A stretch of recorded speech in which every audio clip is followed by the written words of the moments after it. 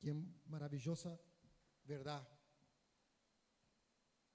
Hoy camino confiado, Cristo ha ganado y le abrió el cielo para mí. Amén.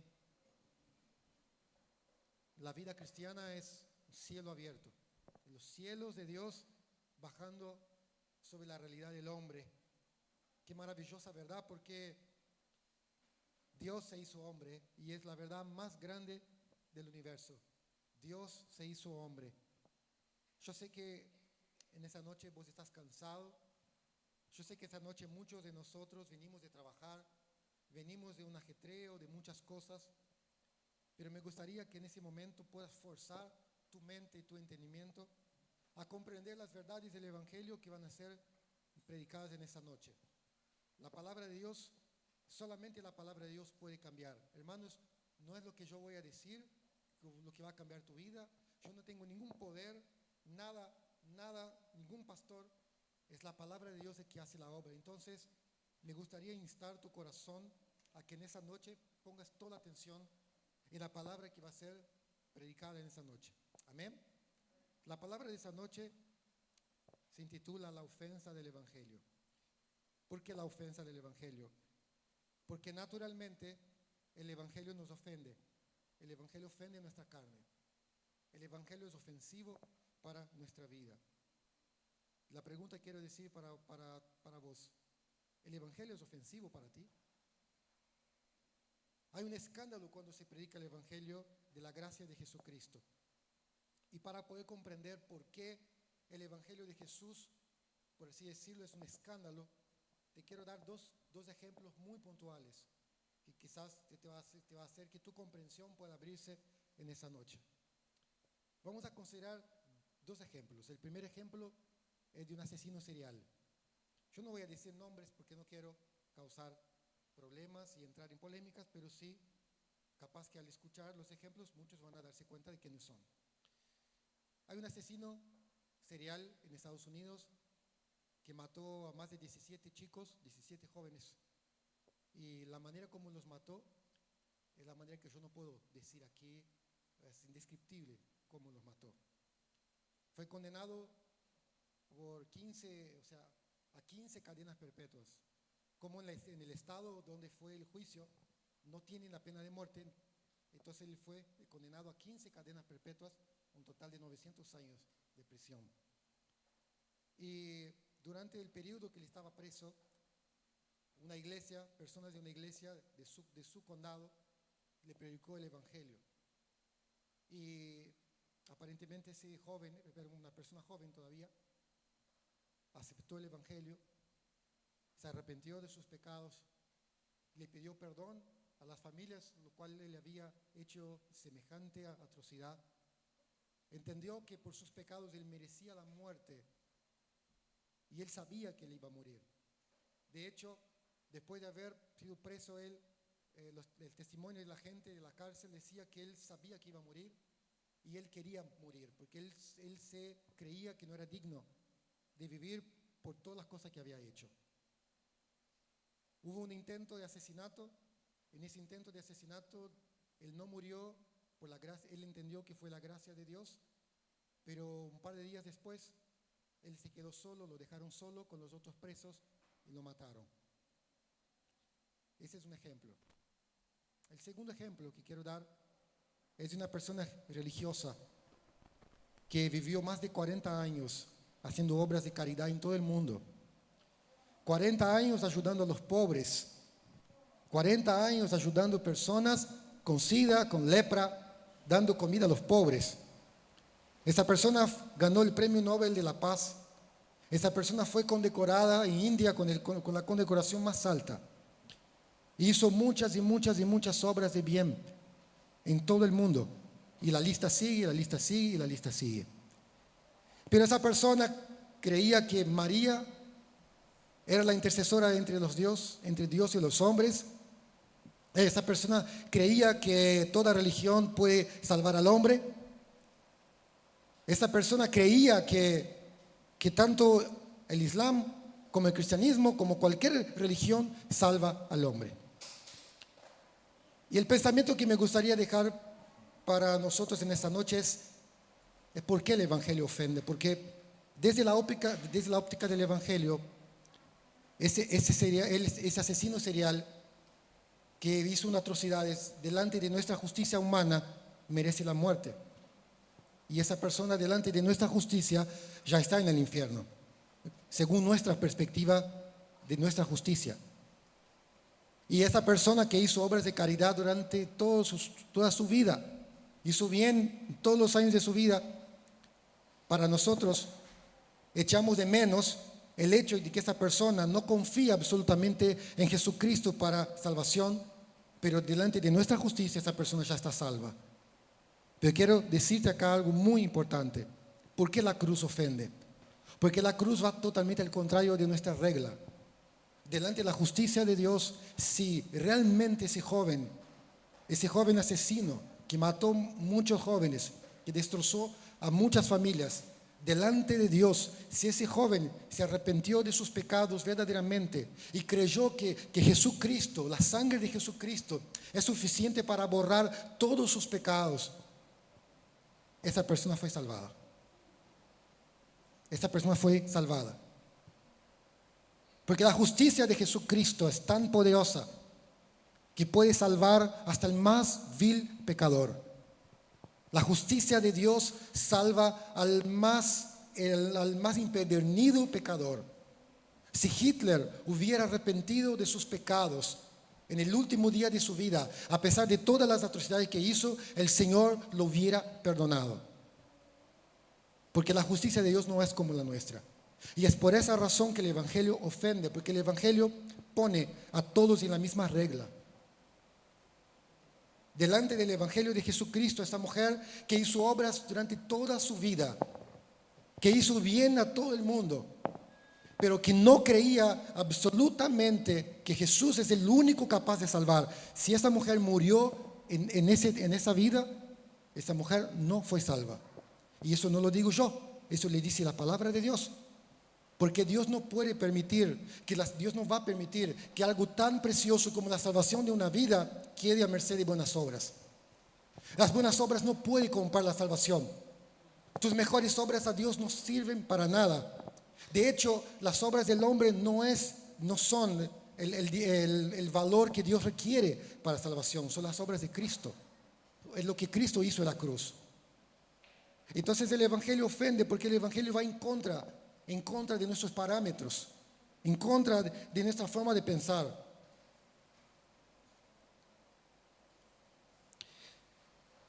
Dios mide a todos con la misma regla. Y la palabra de Dios dice que para que Dios pudiera salvar al hombre, para que nadie se jacte, Dios pone a todos. Capaz que vos mirás tu propia vida, mirás tu comportamiento y decís, yo soy bueno. Yo soy bueno. Y es verdad que comparado a un asesino serial, comparado a un violador, comparado a un asesino, a un ladrón, vos sos mejor. Evidentemente. Pero comparado con la justicia de Dios, no. Estás en problemas. Estás en problemas. ¿Y por qué Dios lo hace de esa manera? Porque la palabra dice que la salvación es por fe, para que nadie se jacte. Nadie se jacte. Y es por eso que la cruz ofende. Porque no podemos jactarnos de nuestras obras. Porque no somos salvos por nuestras obras. Somos salvos por las obras de Jesucristo y los méritos de Jesucristo. Amén. ¿Todos van entendiendo el concepto? ¿Sí? Y me gustaría hablar tres cosas importantes o tres puntos importantes acerca de la ofensa del Evangelio. Y quiero que presten mucha atención. El Evangelio ofende porque el Evangelio ofende nuestras habilidades naturales. Porque cuando nosotros fuimos llamados por Cristo, no fuimos llamados porque tenemos algo bueno. Tenemos habilidades, tenemos talentos, pero delante de la salvación, tus talentos y tus habilidades no sirven para nada. No sirven para nada. Tus talentos no pueden hacer absolutamente nada frente a la salvación. Dios te llamó por gracia. Me gustaría que abran sus Biblias en el libro de Primera de Corintios, capítulo 1, versículo 27 al 29. Quien tiene sus Biblias pueden abrir. Los chicos van a poner ahí en la pantalla. Dice así: sino que lo necio del mundo escogió Dios para avergonzar a los sabios, y lo débil del mundo escogió Dios para avergonzar al fuerte. Y lo vil del mundo y lo menospreciado escogió Dios, y lo que no es, para deshacer lo que es, a fin de que nadie se jacte en su presencia. Somos salvos por gracia. Somos salvos por gracia. ¿Cuántos creen esa verdad? Amén. Hermanos,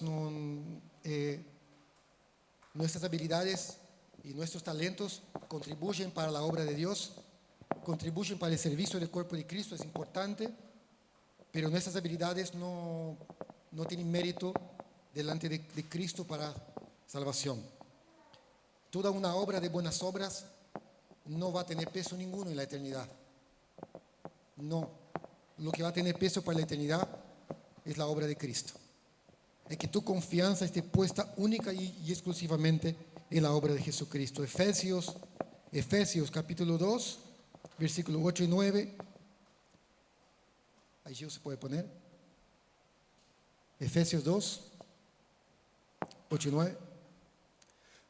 Presten mucha atención en ese versículo. Quiero que graben en tu corazón. Porque dice así: porque por gracia sois salvos por medio de la fe, y esto no de vosotros, es un don de Dios, no por obras, para que nadie se gloríe. Amén. Vos mirás a vos mismo y decís: yo no tengo nada, no tengo talentos, no tengo dones. Lo poquito que tengo, te quiero decir, sos el candidato perfecto para la gracia de Dios. Dios vino para los débiles. Dios vino para los pobres de espíritu. Dios vino para aquellos que miran a sí mismos y ven que no tienen nada para ofrecer. De hecho, hay una canción que cantamos que me gusta mucho que dice: no tengo nada para ofrecer, ¿no? Pero tengo un corazón. Dios busca solamente el corazón. Porque con un corazón Dios hace todo. Con talentos Dios no hace nada. De hecho, hay una frase que siempre decimos, que Dios capacita a los que Él les elige. Hay mucha gente capacitada que no hace absolutamente nada. Pero mucha gente llamada por Dios son capacitados en el camino y hacen cosas gloriosas. Amén. Bueno, punto número 1. El Evangelio de Cristo ofende nuestras habilidades. Punto número 2. El Evangelio de Cristo ofende porque exige un cambio de corazón. Hay muchas falsas doctrinas en la iglesia, muchas falsas doctrinas, mucho error. Y uno de los errores más comunes que escuchamos, y de hecho en muchas músicas cristianas, sobre todo en Brasil, que dice: venga como estás, ¿no? Que Dios te acepta como sos. Y la verdad, esa es una mentira. No, eso es una mentira. Dios no te acepta como sos. Él te acepta a pesar de lo que sos. Pero Dios exige un cambio. El Evangelio exige un cambio. O sea, no podés vivir o decir que sos un cristiano, pero si tu vida sigue siendo la misma vida de antes, si tus palabras siguen siendo las mismas malas palabras, si el adulterio, si la mentira, si el engaño, si el enojo, si el celos, todas esas cosas siguen siendo parte de tu vida. De hecho, en el libro de 2 de Corintios, capítulo 5, versículo 17, dice así, y quiero que presten mucha atención. 2 de Corintios 5, 17. De modo, vamos a leer juntos, ¿qué dice? De modo que si alguno está en Cristo, nueva criatura es. Las cosas viejas pasaron, y aquí todas son hechas nuevas. Cuando nosotros estamos en Cristo, ¿qué somos? Nuevas criaturas. Y es muy difícil hoy, en un mundo donde se habla de la tolerancia. Entonces, ¿qué? ¿Dios es intolerante? No. Dios es Dios. Y como Él es Dios, Él pone las reglas. Si vos fuera Dios, no pondría vos las reglas. Pero como Dios es Dios, Él tiene el privilegio de poner sus reglas. Y las reglas es que para llegar a Él, tenés que cambiar. tiene que ir a Cristo. De modo que si alguno está en Cristo, nueva criatura es. Dios exige un cambio. Y aparte, hay que entender algo importante, hermanos. ¿Por qué Dios exige un cambio? Porque nosotros lo necesitamos. Dios nunca te va a pedir algo que vos no necesites. Cuando Dios te dice que tenés que cambiar algo, no es porque Dios es caprichoso, sino porque Dios sabe que vos lo necesitas. Otra cosa importante, tenemos que entender acerca de la humildad. Humildad. Dios dice, Jesús dice, que bienaventurados ¿quién son? Los pobres de espíritu. Pobres de espíritu también se puede traducir como humildes de espíritu. ¿Qué son humildes? Que acepta la condición. Yo acepto la condición que soy, por eso voy a Cristo. ¿Sabe cuándo te das cuenta que, sabe cuándo vos cambiás? Cuando te das cuenta que necesitas cambios. Hola, ahí está. Nadie va a cambiar cuando no se da cuenta que hay cosas que cambiar. Entonces cuando el Señor comienza a mostrar, el Señor comienza a pasar su palabra en mi vida, la palabra comienza a hacer un proceso que me gusta mucho lo que Gustavo hace muchos años nos enseñó acerca de la transformación por medio del Evangelio, que son las 3C. No sé si ustedes se acuerdan, las 3C. ¿Qué es? Conocimiento, confrontación y cambio.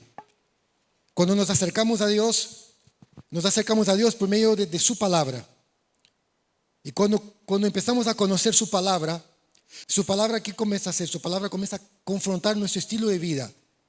Y cuando soy confrontado con mi estilo de vida, me voy dando cuenta que tengo cosas que cambiar. Y por medio de la palabra, y por medio de la comunión con Dios y la comunión con los hermanos, Dios va llevando en mi vida una obra de transformación. Y por eso, y por ende, voy siendo cambiado. La santidad y la pureza de Cristo solo puede operar en aquel que ha entendido su pecaminosidad. Cuando miras tu propia vida, ¿ves tu pecaminosidad? Te quiero decir algo importante. Si miras a tu vida y estás bien contigo mismo, porque significa que no te has convertido. Si estás bien con tu propia vida, si estás bien con tu condición, significa que no has convertido en lo absoluto. En lo absoluto. Porque la palabra dice, Jesús dijo, aquel que no aborrece su propia vida no es digno de mí. Cuando nosotros venimos a Cristo, y Cristo empieza a obrar la cruz y empieza a pasar en nuestra vida, lo primero que nos hace es aborrecernos a nosotros mismos. ¿Por qué aborrecer a nosotros mismos? No es aborrecer a los demás, porque somos muy expertos en apuntar los defectos de los demás, somos muy expertos en decir lo que la gente tiene que cambiar, pero cuando la cruz obra en nosotros nos damos cuenta de lo que nosotros tenemos que cambiar. Por eso es que la palabra dice que aquel que no aborrece su propia vida no es digno de Cristo. Porque lo primero que pasa cuando vos te convertís, vos te das cuenta que 90% de tus acciones ofenden a Dios. Ofenden a Dios y eso te hace estar mal con vos mismo. Ahora, si vos mirás tu vida y no te das cuenta que 80% de las cosas que decís, que las cosas que haces no ofenden a Dios, es porque no estás convertido en lo absoluto. En lo absoluto. Porque la palabra de Dios dice, el que está en Cristo, nueva criatura es.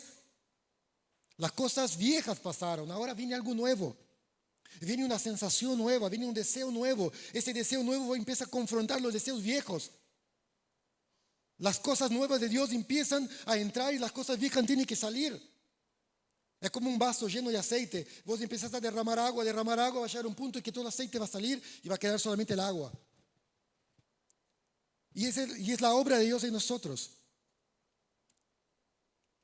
Dios no acepta tu pecado. Dios, por gracia y misericordia, nos da tiempo para solucionar el pecado. Pero Dios no acepta el pecado.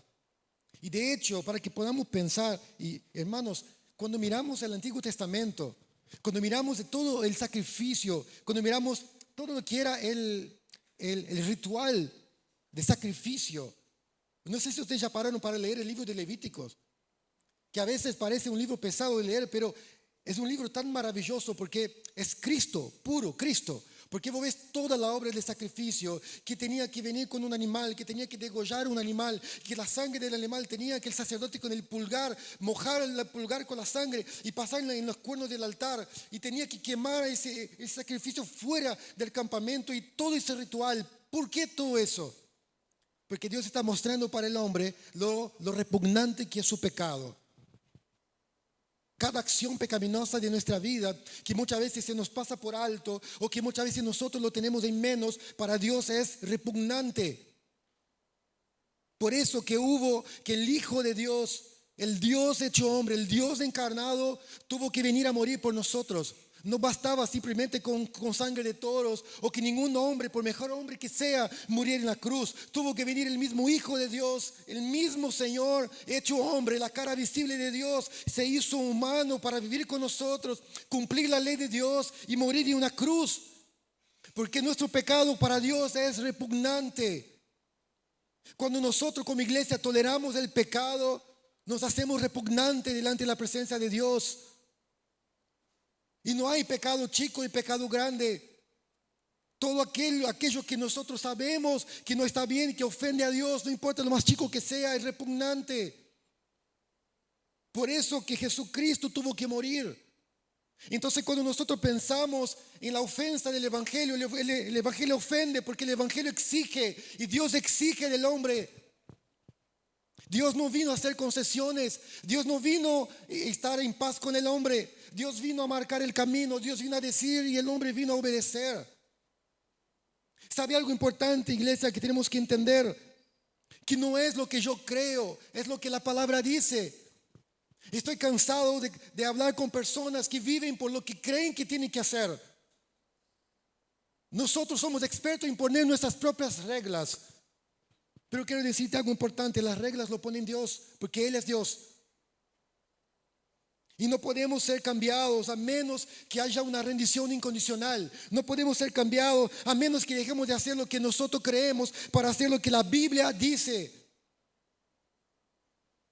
Estoy cansado de escuchar personas, no, porque Dios me dijo, porque Dios me dijo, porque Dios me dijo. No importa, importa lo que la Biblia dice. Es lo que la Biblia dice. Lo que Dios supuestamente nos ha hablado en el corazón tiene que estar en conformidad con su palabra, con su verdad. Y eso no es alterable. Eso no tiene negociación. Dios exige una entrega absoluta e incondicional. Y nuestra carne no le gusta. Porque nosotros tenemos planes para nosotros. Tenemos planes, nos encanta escuchar un evangelio que dice que Dios tiene un plan maravilloso para ti. ¿Sabe cuál es el plan maravilloso de Dios para ti? Es que mueras. Porque la única forma de que Cristo nazca en tu vida es que vos mueras. Ese es el plan maravilloso de Dios para ti. No suena para nada agradable a nosotros, nada agradable. El plan maravilloso de Dios para ti es que mueras a tu mal carácter, es que mueras a tus malas palabras, de que mueras a tus deseos, a tu idealización del futuro, a cómo te ves, tu imagen delante de los demás.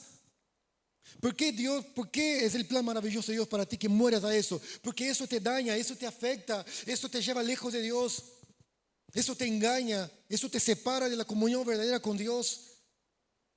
Cuando Dios dice lo que sí y lo que no, no es porque Dios es caprichoso, es porque Él te ama y Él sabe lo que es mejor para ti.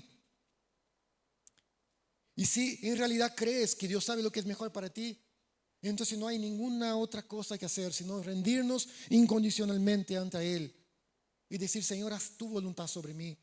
Si Jesús, que era Dios hecho hombre, la perfección encarnada, si Jesús dijo: Señor, no se haga mi voluntad sino la tuya, ¿por qué nosotros empecinamos en hacer nuestra voluntad?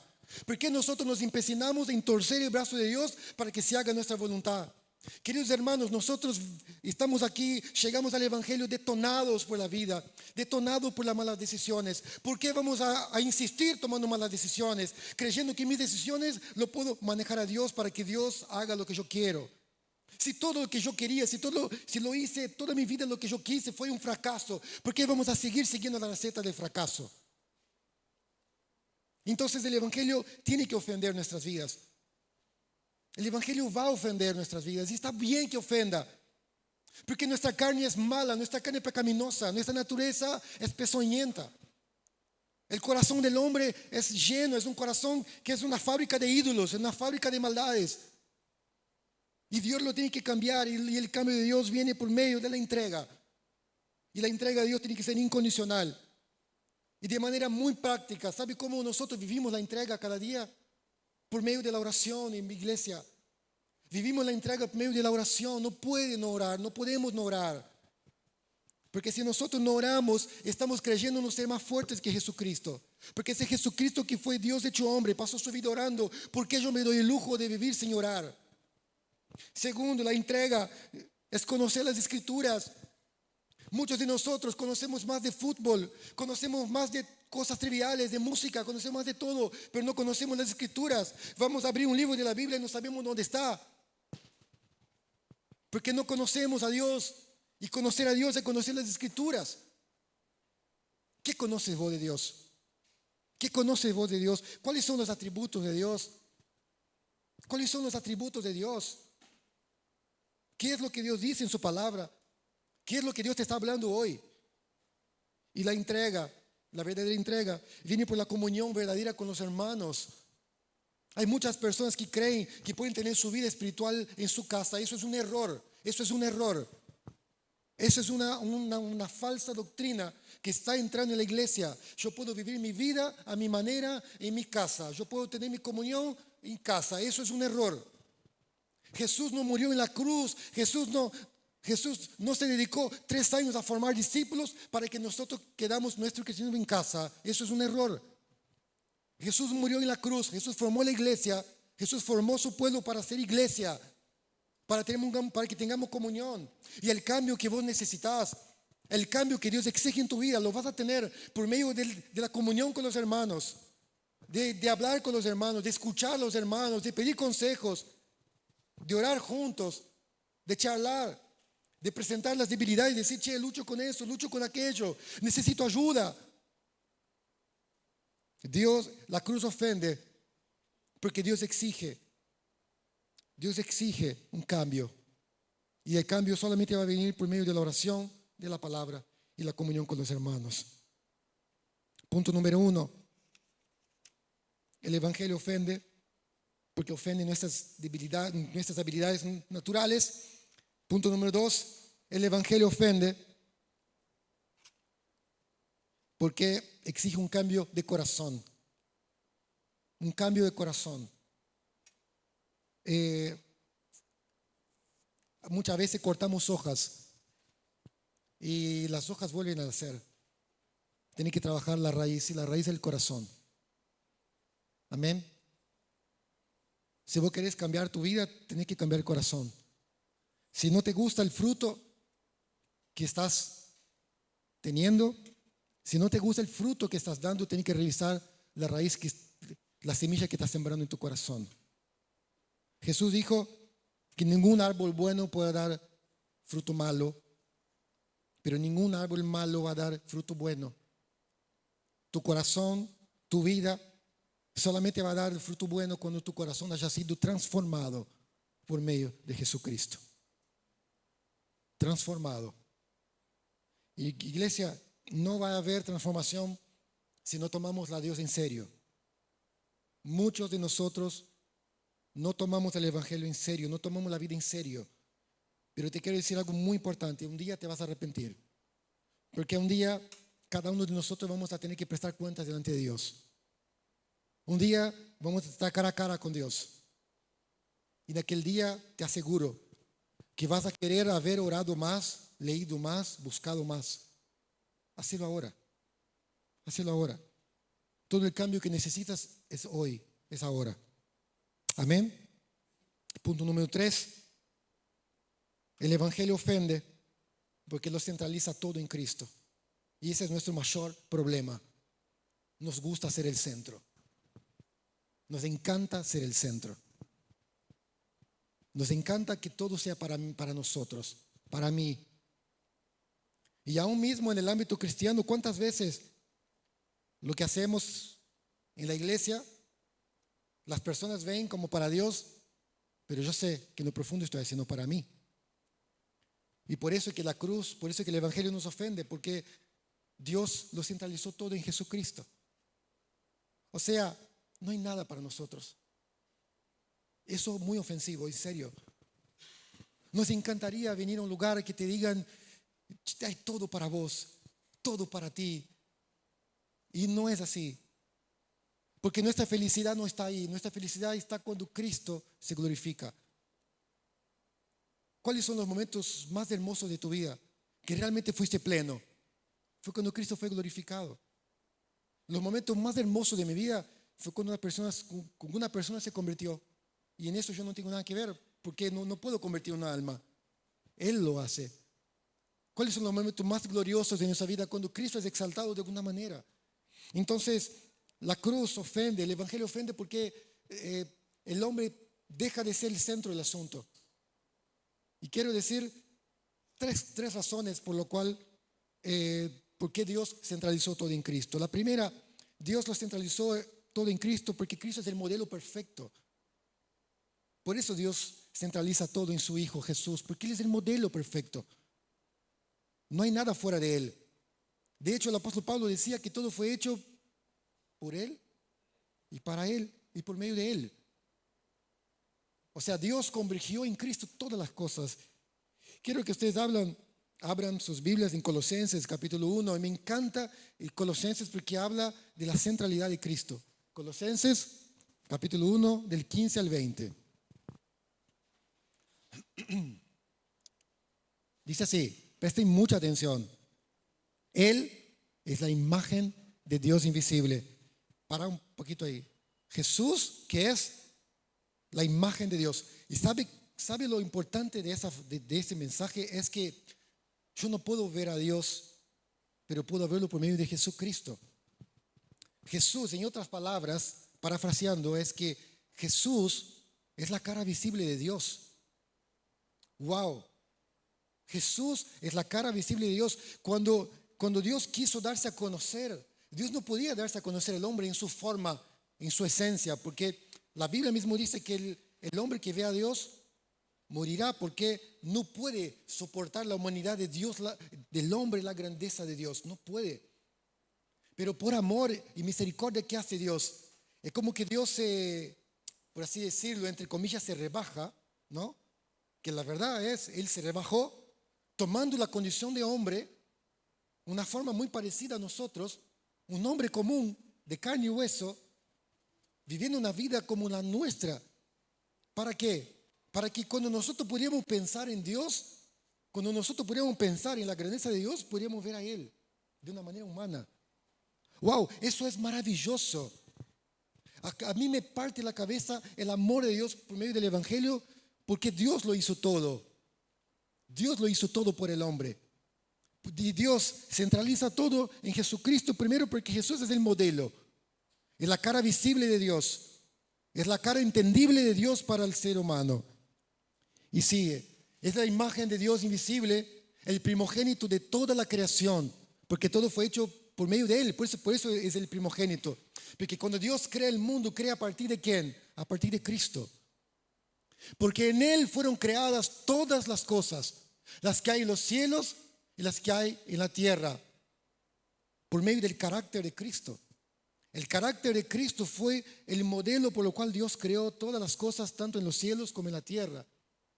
Visibles e invisibles, sean tronos, sea dominios, sean principados, sean potestades. Todo fue creado por medio de Él y para Él.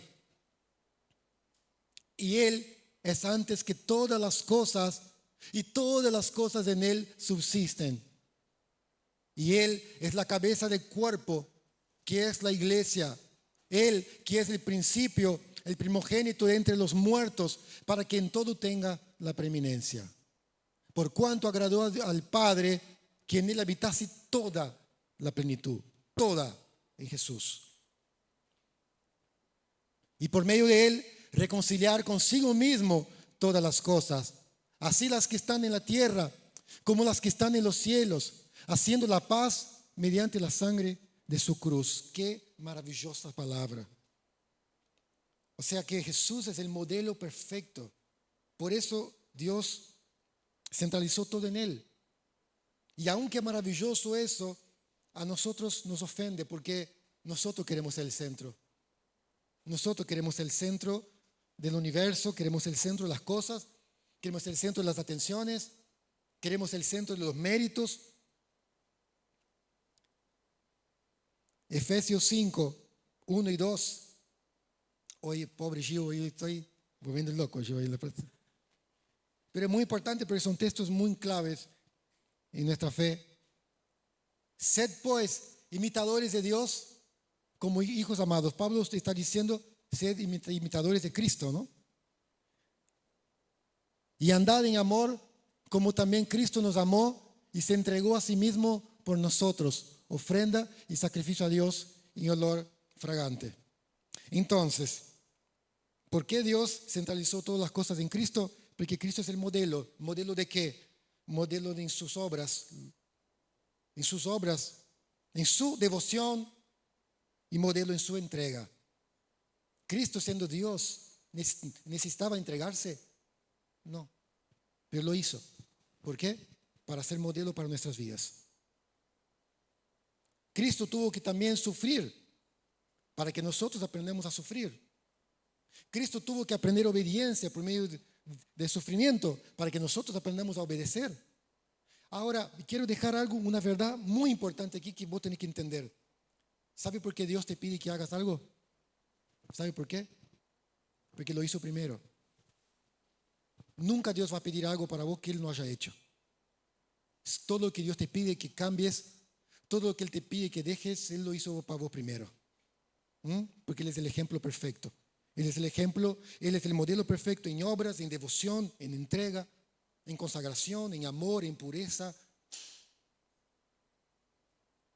La segunda razón por la cual Dios centralizó todo en Cristo es porque Cristo es la cara visible de Dios, lo que nosotros hablamos recién.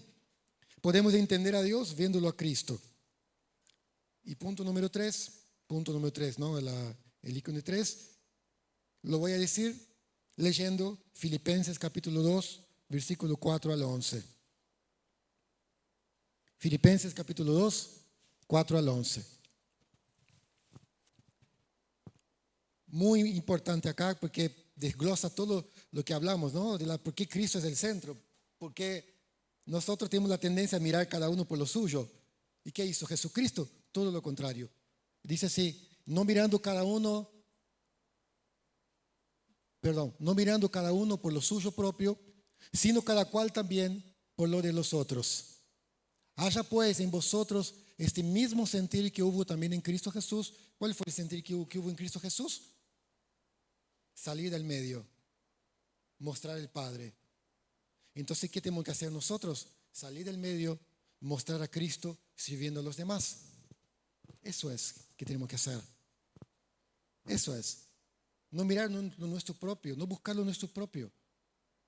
Cuando yo centralizo a Cristo, cuando doy espacio para el otro, cuando me agacho para que el otro suba, cuando construyo para que el otro sea visto, cuando hago la torta para que otros coman.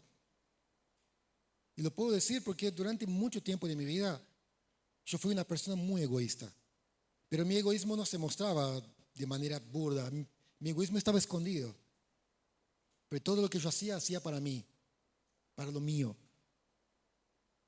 Y muchas veces nosotros podemos percibir en el cuerpo de Cristo, porque muchas veces nosotros somos muy buenos y apoyamos las cosas cuando nosotros las hacemos, pero apoyamos las cosas con la misma intensidad cuando lo hace el otro.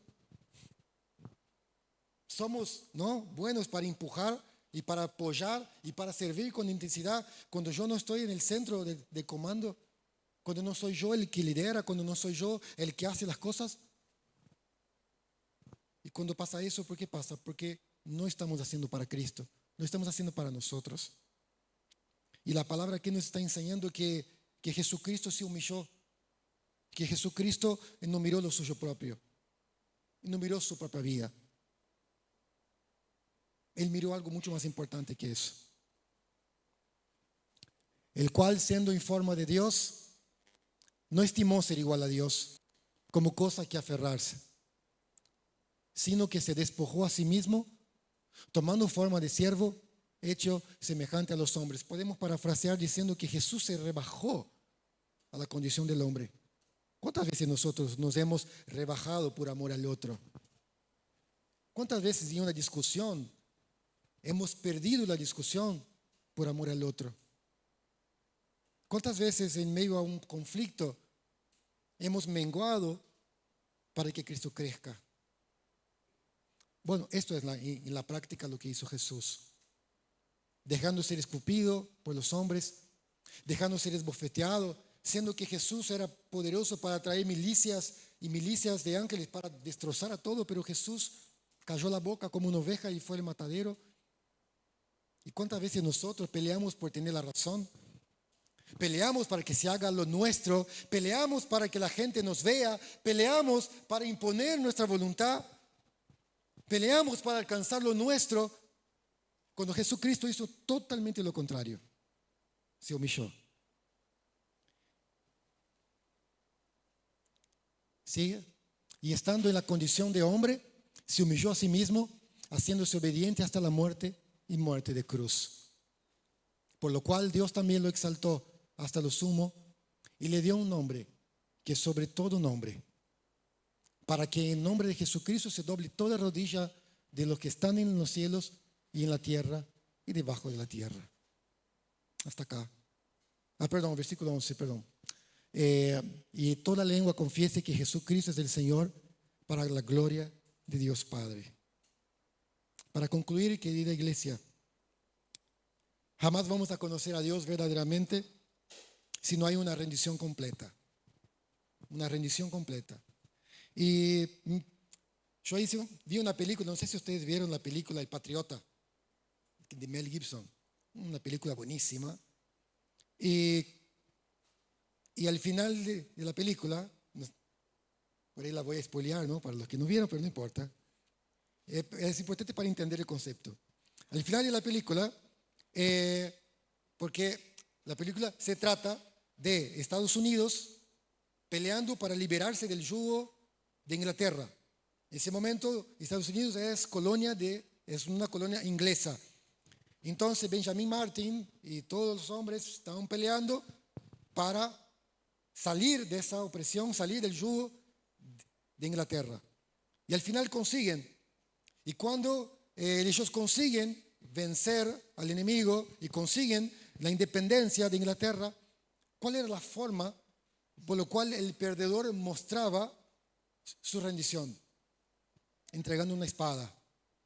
Venía el oficial de más rango del imperio, ¿no? O del reino vencido con una espada y entregaba la espada al imperio o al país vencedor. Y eso me hizo pensar mucho que nosotros tenemos que entregar nuestras espadas a Dios. Y cuando nosotros entregamos nuestra espada a Dios, ¿qué significa? Que la espada significa un arma. La espada significa defensa. La espada simboliza seguridad propia. Yo estoy armado. Pero cuando vos entregás incondicionalmente tu espada ante al vencedor, que es Cristo, vos te tornás indefenso. Vos estás indefenso delante de aquel que te venció. Y muchas veces, querida iglesia, nosotros no cambiamos de vida porque todavía no fuimos vencidos por Cristo. No fuimos conquistados por Cristo. Y si no estamos conquistados por Cristo, no podemos conquistar a nadie. Porque nadie puede dar lo que no tiene. Entonces, la palabra de esa noche para cada uno de nosotros es que dejemos que la cruz obre en nosotros. Y que la cruz ofenda nuestra vida. Lo tiene que ofender. La cruz tiene que cambiar nuestros paradigmas. Tenemos muchos paradigmas religiosos. Porque nosotros inventamos paradigmas para autoprotegernos.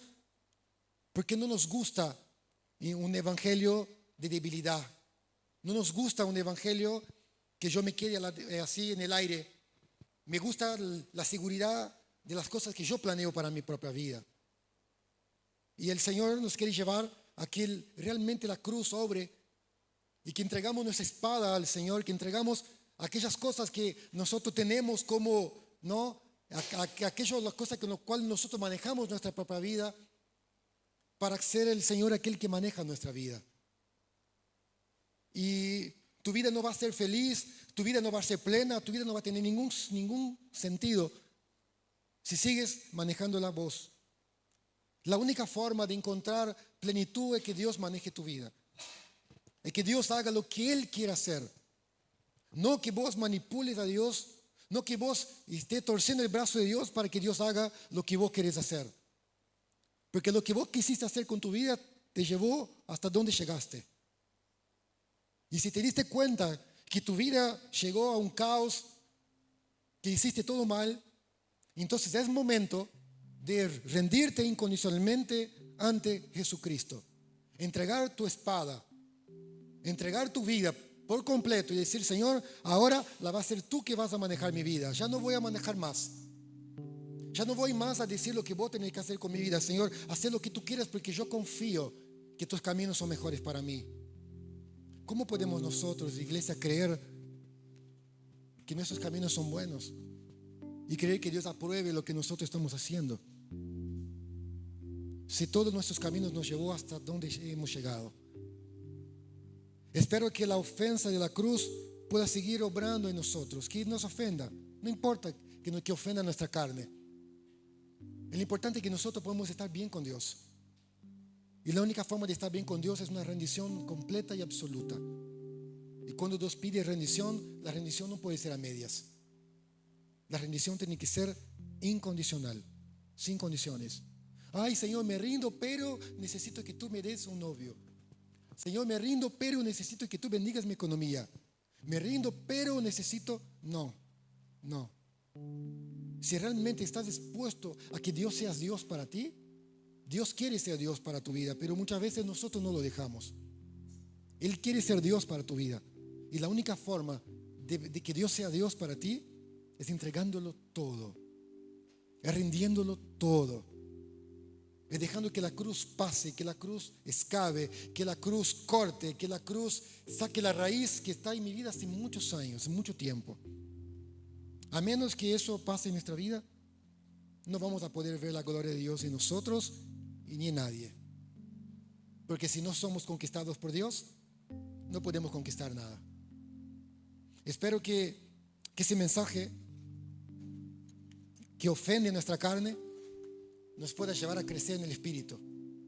Porque así como Jesús se dejó morir, Él se dejó morir en la cruz como una oveja muda al matadero, pero después Dios le dio un nombre, sobre todo un nombre. De la misma manera, cuando nosotros morimos, cuando nosotros somos como esa semilla que cae en la tierra y muere, vamos a renacer con una nueva vida. Y una nueva vida implica y simboliza una nueva forma de ver, una nueva forma de hablar, un nuevo corazón para comprender, una nueva mente para poder saborear a Dios. Qué maravilloso es cada día poder saborear a Dios en las pequeñas cosas y ver a Dios en los problemas, ver a Dios en las crisis, ver a Dios en el caos y ver que Dios está obrando y ver que todo coopera para bien, que no hay nada fuera de su control, que todo lo que Dios permitió en mi vida, tanto las cosas buenas también como las cosas malas, contribuyó para que yo sea lo que soy hoy. Qué maravilloso poder entender eso, pero no lo puedes entender con una mente natural. Y la palabra dice que el hombre natural no puede comprender las cosas del Espíritu. No puede, porque son locura para él.